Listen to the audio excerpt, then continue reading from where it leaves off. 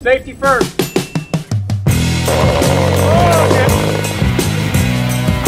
Oh no! Oh no! Oh no! Oh Jesus!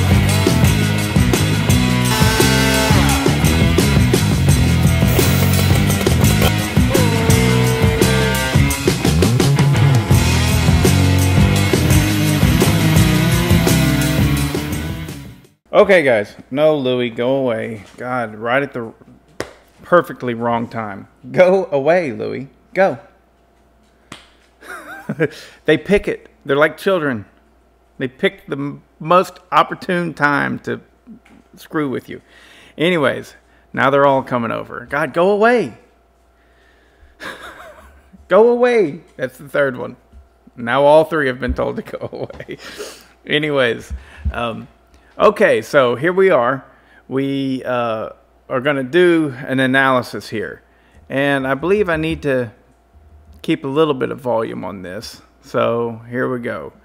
All right. So we got Irene over here. I hope you can see my pointer. She knows she's just there for getting the original footage. But then as soon as I feel like, hey, it's getting fairly close, I had her go back behind these two trees. And so, anyways, that was her safety run. Now, what I'm doing here is I'm cutting off bark. That's all I'm doing is cutting off bark. I don't think that many people want to do this in like in the professional world, because that bark is really dirty and it'll dull your chain really fast. But for me here, I can fell this one tree and then go back and sharpen my chain, because I'm not felling 40 trees in a day. So that's all I'm doing. I've only got a 24-inch bar. I was really wanting to use my Johnson Red, and so that's what's going on with this. Now, my first cut here. This is always that's like typical of me. I have problems with getting a perfectly horizontal cut, and no exception here. Same thing, you know, have a cut that's not perfectly horizontal, and then my back cut, whenever I start out on that, it just compounds everything. So I didn't get the wedge big enough, so I'm just taking out more. These are things that are going on in my head. And now I've started the back cut. Now, I want you to look at something. All right, you see this lean right here? Yeah, it's clear as day on the camera where it's sitting. It's absolutely clear as can be. However, that camera is probably not perfectly level. This right here is very off camber, and whenever I stood there looking at this in person, is different than it is on camera. If you guys don't know that, then you need to start filming your stuff and you'll go, oh my gosh, it looks totally different. So yeah, I can see that lean. Could I see that lean the day of, or the several days before, whenever I was planning this out? Absolutely not. That tree was straight as an arrow. Now, I will start using the little trick where I use something on a string that's dangling to see if it has some lean or not. But like I said in the video, it's not leaning back bad. I mean, maybe the slightest amount, but the bigger problem was up top. It had more branches on the back side, and I knew I had to deal with that. I just didn't think it was going to be a big deal. So, but what you're seeing on camera with this lean, in real life, you can say it all you want, you wouldn't have seen it either. I'm telling you, I was there. I looked at that tree. I looked at that tree probably 40 times before I cut it, and it wasn't leaning. Okay, so there's that. But yeah, we're going in with the back cut here. I believe my back cut is actually nice and horizontal.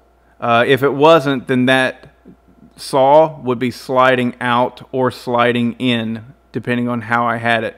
What is off is my face cut right here. That's what ends up being crooked in the end, and that causes a problem for me. All right, now I'm banging these wedges.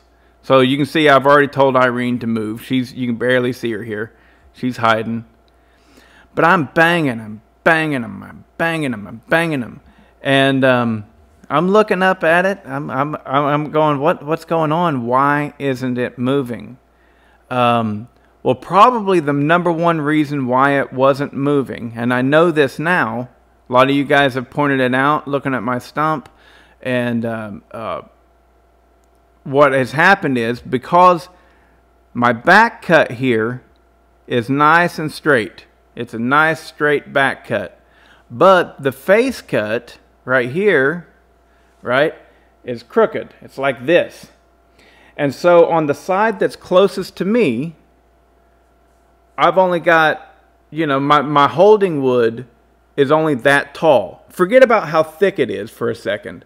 The height of my holding wood from my face cut to my back cut, my height is very, very close. It's only about an inch difference, right? But on the far side, over here where Irene's standing, on the far side, because I cut my face cut was crooked, right? What it gave me then is my hinge wood was really tall, and that caused a problem, right? Because not only did I have, width-wise, I had a lot of hinge wood on the far side, it also was taller. So there was a lot of strength on the far side that I didn't know about, right? And now, don't get me wrong, I'm very much a novice at this, and I'm not claiming to be breaking this down and saying, yeah, I knew this was happening. I sure as hell did not. I did not. And that's why whenever you're felling a tree, guys, the best thing that you can do is record it. And then you can look at it afterwards and go, oh, or like I did, I shared it on Facebook and with you guys on YouTube. It hurt to do that. It really just killed my pride, honestly. It was a gut shot. I hated it. But I knew if I put that out there, two things were going to happen. One, I was going to get a shitload of views for my channel, because we all know everybody loves to see a failure. They love it more than a success by far. They like to see you look like an idiot. And then they like to call you out and say, you're an idiot. You're an idiot. You're an idiot. You did this wrong. You did that wrong. I can't believe there's so many things wrong. I can't even count them all. The comments, I mean, you know, and don't get me wrong, you don't need to put in the comments, oh, don't let it bother you or anything like that, because I know how it works. I get it, all right? People love to point out your failures. But this one right here really helped out. So I got a lot of views with it, and it told me what I did wrong. Because honestly, I did not know until y'all started pointing it out. Right? I could not figure out why that tree wasn't lifting, because there was not that much weight on the backside. There was not. And so, what do? What does a rookie do? Right? A rookie looks up at the tree, he's panting, because he can't get these wedges to go in. He's just hitting them and hitting them and hitting them, hitting them. And the whole time on that opposite side, my holding wood is about that thick and it's about that tall. So I'm like, well, I got to keep cutting. I got to keep cutting. I got to keep cutting. And I don't know if I'm going to hit it anymore or not, but I'm looking up and I go over to the other side and I go, yeah, I guess I gotta get that holding wood really close. I guess I got to get it really, really close. And you'll see it sit back on me whenever it does. Let's go ahead and fast forward this. because I beat on it, guys. I mean, I couldn't get that thing to move. Right there, you saw my saw just moved. Right? I probably should have. See it moving right there? That's whenever I probably finally first started getting it to move. Right? So I should have just kept banging at that point because the saw is moving. Now I know these things. And right there it is. It moved. It set back on me. Watch me cut it. There it is. Boom. That's where I went too far. That was the moment right there. Right? If I had stopped right there, and kept banging my wedges, all would have been good. I just kept banging the wedges. And one thing that I've learned too is I need to try using a sledgehammer of some sort. You know, maybe not a full-size big sledgehammer, but you know, a 4-pound head or a 5-pound head on a short handle or something like that. I have one that I plan on using. And the reason being, it's not that I can't get an axe that's going to deliver enough power. It's more along the lines of, I sucked at baseball. And so for every 10 swings that I take, I probably am only contacting the wedge like 4 times. I mean, I'm bad. I'm really bad sometimes. So you see, I cut my hinge wood finally out. I just cut it. Boom. And it sits back on me. And that is where all of the trouble, that's it. You can even see, look at that. Oh my gosh. You can see where I cut through. Or at least got so close to cutting through. I think I cut through. Look at this.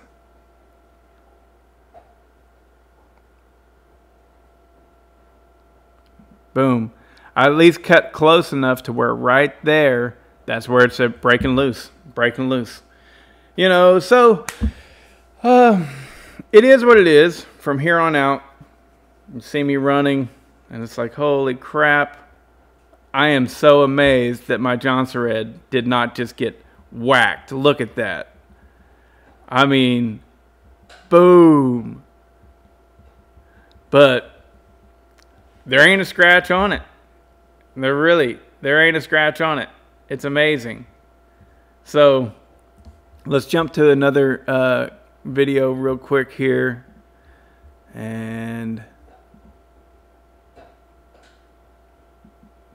yeah, this one should be it.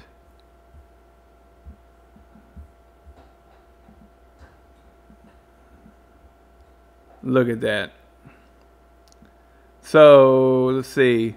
This right here is the side closest to me. All right.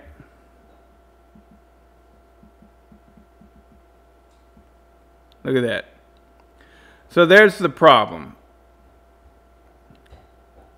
If I could have had this face cut as flat as this back cut was, because my back cut was good.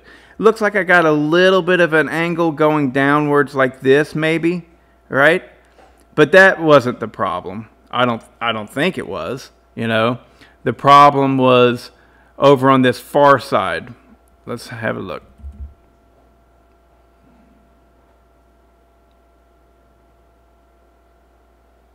See that? Look at that.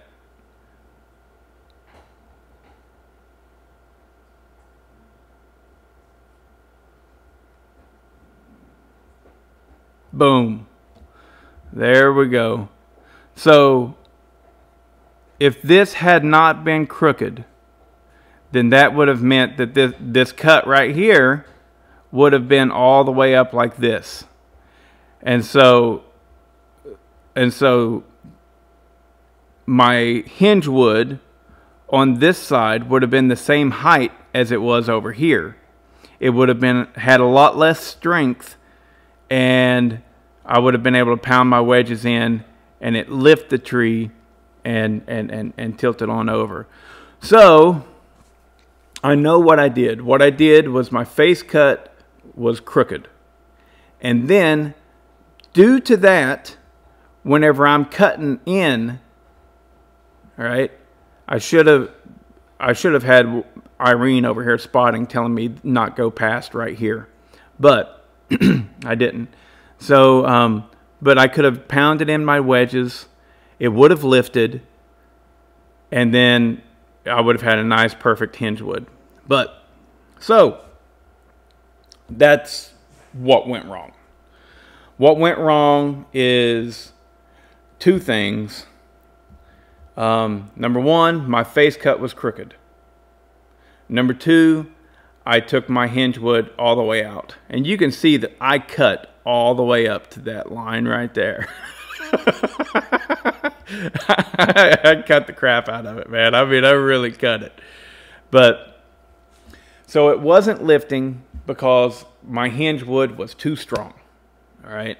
My hinge wood was too strong because I had my face cut crooked. And then what else can I say? It wouldn't lift because my hinge wood was too strong, which happened because my face cut was crooked.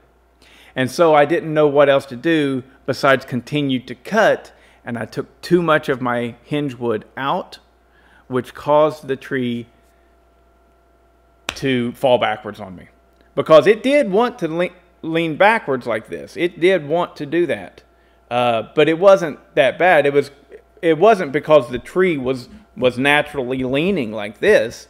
It was because more so there were branches over here.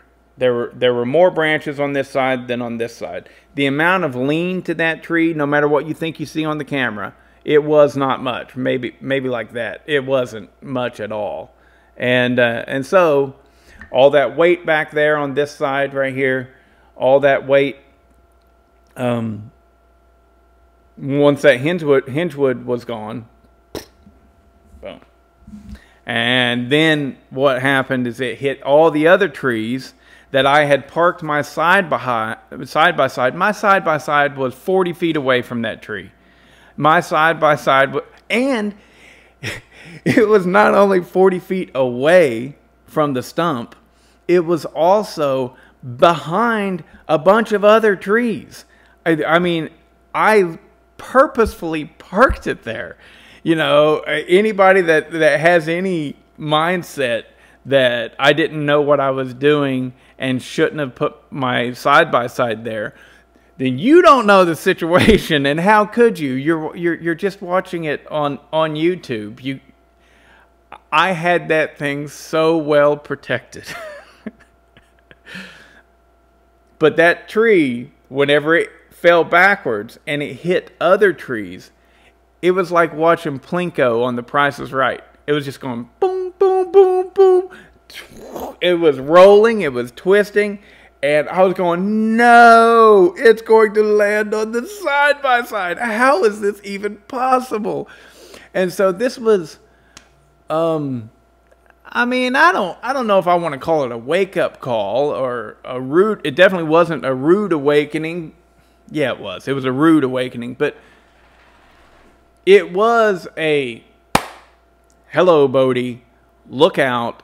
This stuff is for real. You have got to get better at your face cuts now. You have got to get better. And I just went, if I was a level,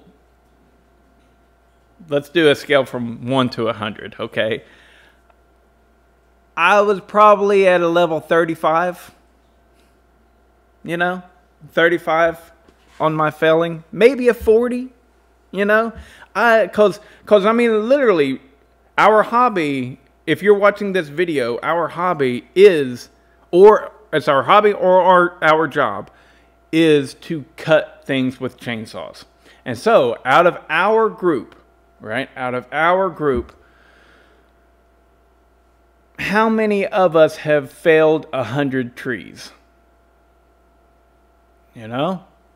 Well, you got the pros, but out of all you guys that watch my channel, how many of y'all are pros, actual pros? Maybe 20% of you? Maybe? You know? Hell, let's go to 40% of you. So 40% of y'all are pros. The other 60% of y'all are just like me, or even worse. You know, like, so the amount of people that are watching this video that has failed 100 trees of reasonable size. I'm not talking about little saplings, but you know, 8 to 10 inches. You got to cut a wedge in it. You direct it and everything, and on up, right? There's really not that many, I don't think, and so my skill level in comparison to the average hobbyist is probably okay. I might be at a 40% on a ranking from 0 to 100, right? Well, if that was the case, let's just say I was 35. I was a 35% good failure. This incident right here just brought me up to 55 or 60%. I mean, it made me understand things in a way that I could not have understood before. Everybody's like, oh, you need to learn how to do it. You need to learn how to do it. I know how to do it. It's in my head. I know the technique. I knew that I had to cut my face cut like this, and I'd come up with my hinge wood. I'd pound it, and I'd flip over. I knew that. What I didn't know was how critical that hinge wood is. What I didn't know is how critical the angle is of your face cut versus your back cut. I didn't know these things because nothing can tell you that. Nothing can tell you that smoking will give you lung cancer like getting lung cancer. Do you understand?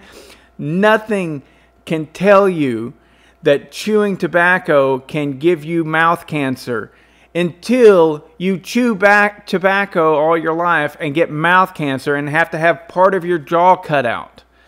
Nothing can prepare you for this failure until you fail. That's it. I've read so much content on how to do this. I've watched so many videos on how to do this. I am as well prepared as someone can be whenever they're doing everything on their own. And I'm not going to go... I mean, I would love to take a one-day class, but I know what would happen. I'd know everything that they're going to teach in a one-day class. In a one-day class, there's probably not a whole lot that I could learn if I got like a workshop, right? Of like, say, 10 people go to this beginning failures class. I already know the beginning failure stuff. I made a mistake. It happens. It happens. Pros smash their equipment all the fucking time. I mean, all the time. Jesus Christ, I have seen so many smashed saws. I have purchased them and parted them out or sold them as part saws and everything. And it wasn't done by a farmer. It wasn't. It was done by a pro. It was done by a pro. Pros smash their shit all the time. So whenever all you pros that are out there are acting like, oh, some people just shouldn't run a chainsaw. Some people just shouldn't be allowed to have a chainsaw. Some people are just incapable of grasping these advanced concepts. Shut up. You failed stuff in the wrong direction too. You did it. I know you did it. And if you haven't done it, it just hasn't happened yet. It's going to happen. Everybody makes mistakes. So, for the love of God, quit telling people that they need to not try these things until they learn more. Because the only way you truly learn this stuff is by doing it. I saw a video. I don't watch a lot of guilty of treason stuff. I don't know. It's just not my thing, right? I don't want to be a climber. I'm not going to be a climber. I might climb a little bit just for the fun of it, like 20 feet to trim a branch on my own property or something like that. But I don't want to be a climber. Hell no. That's scary. I don't want to do that. That's really dangerous. But, you know, so I don't really get off on watching Guilty of Treason. It's just not my thing. But I did watch one video, and over again, he was talking about how embarrassed he was, about how he was not a very good feller. And that man is a professional. He is a pro. And he has a hard time felling. This is real. This stuff's hard to do. The concepts are easy to grasp. If you have any kind of intelligence whatsoever, I mean, just a regular average dude, the concepts are easy. What's not easy is the muscle memory. What's not easy is the awareness of how important that hinge wood actually is. What's not easy is understanding that that tree's not going to go anywhere anytime soon. So take your time. That was another failure of mine. That's a really big rookie failure too. That's common. Most rookies like me, or I'm not a rookie. I'm a novice. There we go. I'm a novice. Actually, I'm probably intermediate. I'm probably intermediate. So, but what we do is we get in a hurry. We get scared because we're not stupid. We understand this is a dangerous situation. I'm right up close to this 30,000-pound tree that could fall on me and crush me. So, but we get in a hurry and we go, I got to do something. The banging ain't working, so let me cut more. And then we get in trouble. So, there we go. I hope that is going to help somebody out. It has helped me out tremendously. I mean, geez, it has helped me out. It's a fantastic thing. In hindsight, you can see 2020. Hindsight's 2020. But you know, in the moment, it's hard to see that stuff if you don't know what to look for. And you're not going to know what to look for until it is really smacks you in the face and says, look for this. And that's what happened to me. Yeah, I've heard Buck and Billy Ray say how important the hinge wood is. All y'all smokers out there have heard a million doctors say, you're going to die from this, and it can happen at any time. You with me? You know, you've got to live this stuff. And if y'all out there are not living it because you're too scared to, or you just simply don't have the opportunity to, you do this and stuff like that. I mean, I ain't saying anything bad about it. I'm saying probably 90% of the negative comments that I received was from people who are either just absolute jackasses that I wouldn't have, I wouldn't waste my time on in real life. You know, either they're that, or they're people who don't do it and think that you should learn more before you try these advanced concepts. And that ain't how it works. You know, you have to try more or you won't get better. Now, yeah, it'd be nice if I was on a crew. You know, most people, that's another thing that doesn't, most people are on a crew with a professional feller and they are apprenticing under them. And so they're like, oh, whenever I learned the right way. Well, yeah, that's because you got hired on with a crew and you shadowed a pro for 3 months of your life. I don't have that luxury. And you know what? I got to make shit work. Ain't nobody going to do it for me.